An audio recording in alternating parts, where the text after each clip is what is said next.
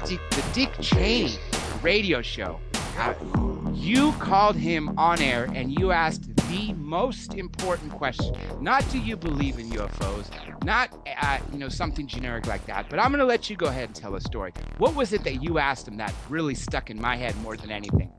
Yeah, well, as you mentioned, if you do get a high star, like a 4-star general with a unified command who will know what's going on, or a president, or maybe even a vice president, you don't want to ask them whether they've seen a UFO. You don't want to ask them what they think about UFOs, because they'll just walk around the question. The question you want to know is the briefing question. And that means if you're a high-level official, at some point, if you are read in, somebody's going to come into your office, they're going to swear you to secrecy, and they're going to tell you what's actually going on. That's the truth. That's what the government actually knows. It's the briefing.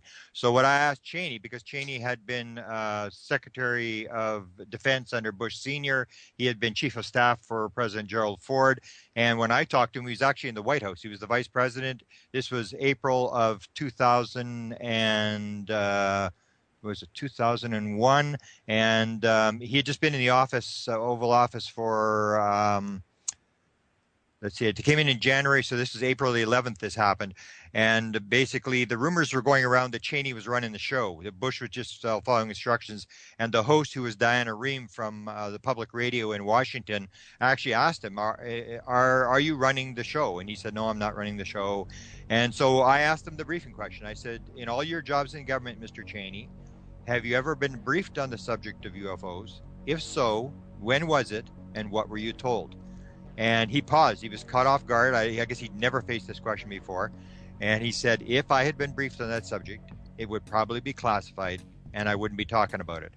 And then Diana Rehm stepped in, and she said, Mr. Vice President, have you had any meetings on UFOs since you got to the White House? And by then he'd sort of caught his ground, and he said, no, I've had no UFO meetings since I got to the White House.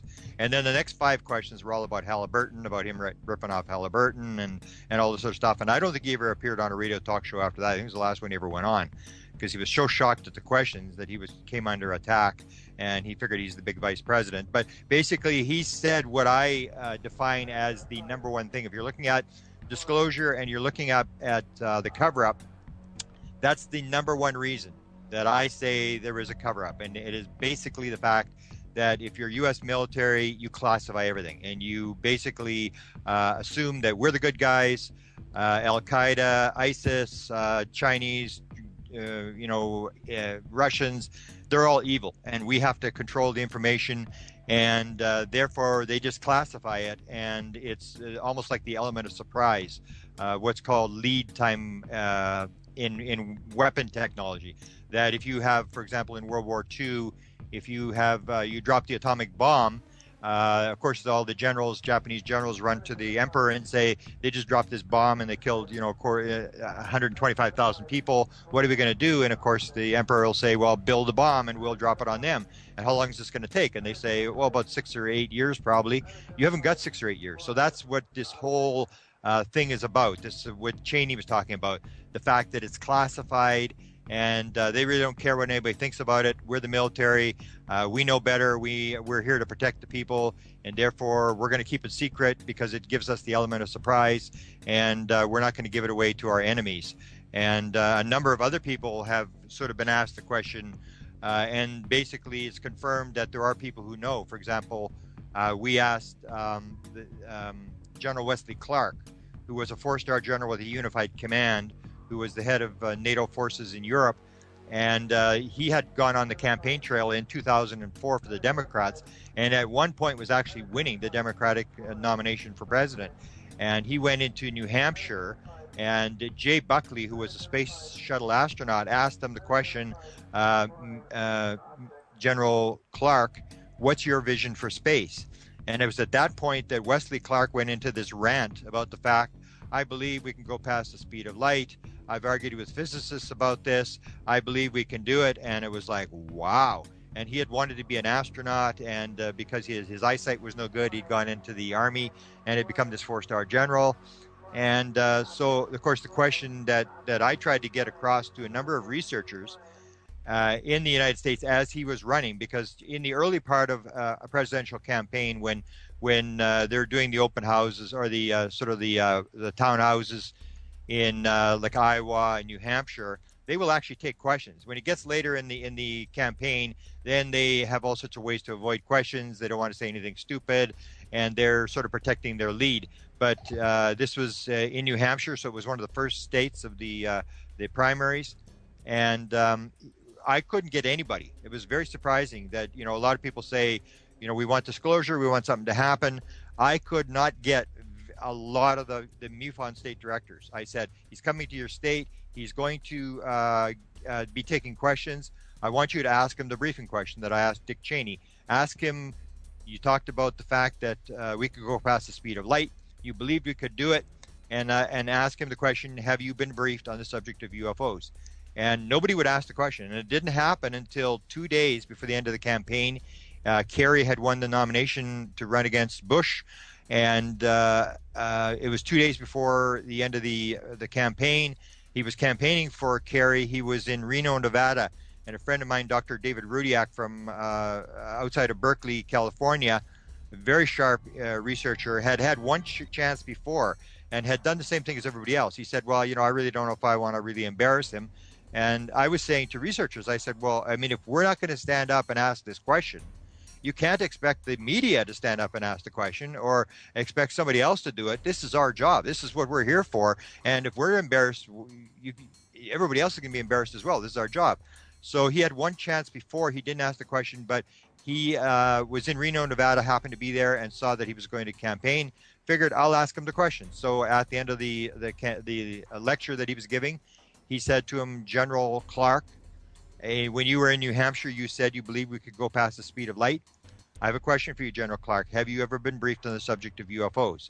And he said, General Clark looked down like he was a kid that had been caught with his hand in the cookie jar. And he was sort of very embarrassed. And he looked up and he said, I know a bit. In fact, I'm going to Roswell tonight. And we checked the schedule, and he actually was. Because what happens in the campaign, and you will see a lot of presidential campaigns and a lot of presidents will go to Roswell, New Mexico. They'll go there and make a speech because New Mexico is often a swing state. It's only got 5 electoral votes, but a lot of times they'll go Republican or Democrat. So at the end of every campaign, you'll see a lot of the campaign people show up in New Mexico to try to grab those 5 electoral votes. So it was true that he was going to Roswell the very next day. He said, I know some. In fact, I'm going to Roswell tonight. And that was when Dr.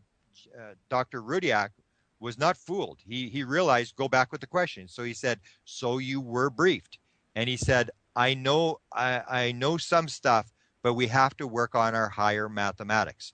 And that is something that has come up from a number of different people, one of them being the former head of Lockheed Skunk Works, who was Ben Rich, who in March of 1993 made this famous speech to the alumni engineering people from UCLA, where he said, we've discovered the mistake in the equation. We now have the technology to take ET home. And so General Clark was basically stating the very same thing, the fact that the mathematics has got something to do with this mystery. So that's what I encourage people to do. If you want disclosure, if you want this thing out, especially the campaign is about to start, you're going to have Hillary Clinton, who's extremely interested in UFOs, who's already been in Iowa once, who will be in New Hampshire. She'll be in Iowa, and she will be taking questions at these town halls.